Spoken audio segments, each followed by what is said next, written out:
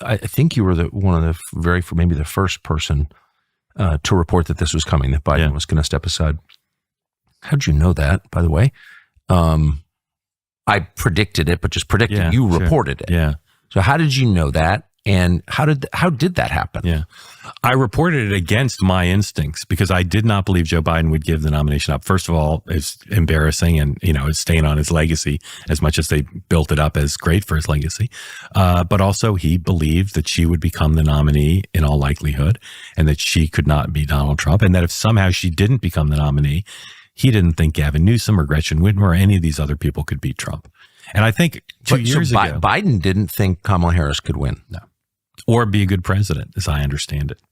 So he was really, yeah. He from the transition forward, he told Ron Klain and everyone else she needs to meet with foreign leaders all the time, and she did. I mean, she's had an unprecedented, kind of tutorial in that. She needs to be, supported and all that. We all know what happened. She did not run a good operation.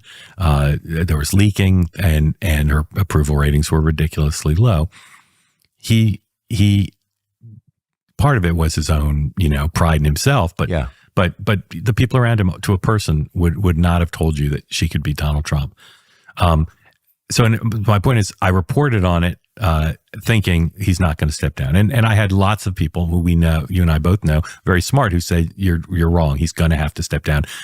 Particularly Republicans said, the party can't be that irrational. They can't say we're going to continue along with a guy who 70% of the Democrats say shouldn't be the nominee. But he didn't have to give it up. So I can't obviously say exactly how I broke it, but it started with a tip about the vetting of vice presidential prospects by her. And one of the stories that hasn't been written yet, I'll tease it out here, and hopefully someday somebody will give me a big enough book contract I can write it, is she started maneuvering for the nomination well before the Sunday morning when he called her and said he was not going to run. And part of that was vetting of potential running mates, which her team knew that couldn't wait. That had to get underway. That's something, normally takes months. So I got a tip that was happening. That's more than vying for the job. I mean, that is measuring curtains. Oh, yeah. You're vetting your VP candidate when you're the VP? Yeah.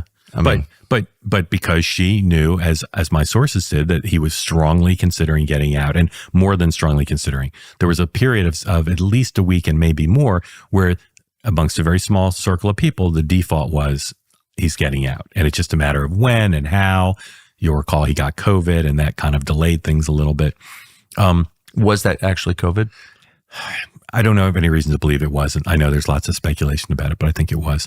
So on one track, you have him sort of starting to realize he needs to. And then you have the Pelosi track.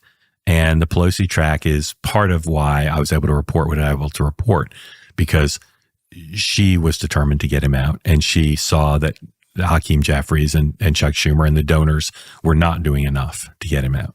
And so she felt she had no choice but to get him out.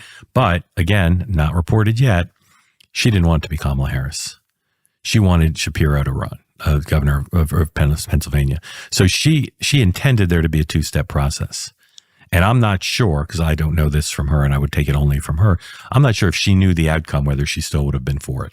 I think so, but I'm not sure. What would this do? I remember hearing people told me the exact same thing, that Obama wanted a two-step process. Yeah. What would that have looked like? Well, lots of people talked about it publicly, right? There were people like James Carville and I'm trying to think of the other prominent people who talked about it. There's others who wanted basically either in the run-up to the convention or at the convention. Like one proposal was that Obama and Bill Clinton would pick 6 people, and that those 6 people could run for the nomination by giving speeches and having the delegates vote. And they didn't rule out Kamala Harris, but the clear kind of gestalt of it was, this is the way to stop Kamala Harris. Yeah. The delegates were Biden-Harris delegates. She's the incumbent vice president. She's a black woman of color, and the campaign money could only transfer to her. So those are pretty big advantages, particularly this question of the delegates, right? They're Biden-Harris delegates. Were they going to vote for somebody else in a competitive contest? So the assumption was, even if you couldn't get her to stand down, and they knew they probably couldn't get her to stand down, who's going to run against that? Who's going to run against somebody with all of those advantages? And so I think what some people don't take sufficiently into account is the clock was ticking. If they'd had a year to figure this out, maybe things would have gone differently, but they didn't have much time. And the minute she made it clear to people she was going forward, and you ask these other people, will you run against her? None of them wanted to. None of them have national security experience. Like, it's a big job. So in some ways, in retrospect, it was a fantasy to think anybody would run against her. To say, I'm going to tear away Biden-Harris delegates. In addition, how are you going to design a system really where Bill Clinton and Barack Obama get to pick? They were put a premium on, and she did, the nomination wasn't handed to her. Yeah, I mean, if you had Obama and Clinton just make the decision, you'd have to admit publicly that it really is an oligarchy. Correct. And so would they pick Bernie Sanders? You know, he might win if they picked Bernie Sanders. They faced that problem twice before. Yeah. So I was able to figure out that she was underway. And then I was able to figure out that he was working on a withdrawal plan. And then I was able to figure out that he had decided to withdraw as early as that weekend. This was on the Thursday night, the final night of the Republican convention. And, you know, people said, how could you risk, you know, I don't work for a big legacy news organization with lawyers and, you know, PR people. How could you risk reporting it? I had it just completely nailed. It wasn't like a tough call to report it. I reported that he was not going to endorse her, which when I reported it was true.